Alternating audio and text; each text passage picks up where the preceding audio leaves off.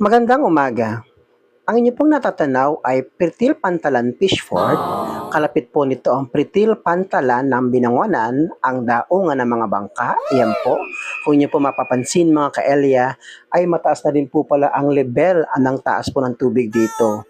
At yan po, kung inyo po mapapansin na talaga namang hindi lang pala isla ang apektado po ng pagdaan po ng Typhoon Uwan. Ultimo po ang Pretil Pantalan Binangonan po at yung mga malaking bahagi po nito ay naaapawan na rin po ng tubig.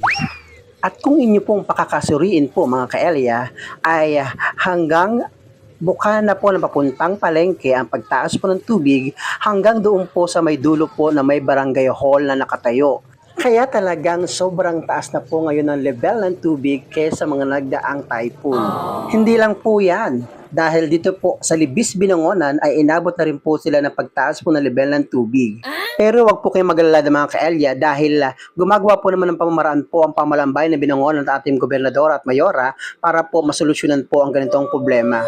At thank you so much po sa may-ari po ng video ito na si Kuya Aston Sayang pa sa Monte Terrados. Yan po ang ating video update today.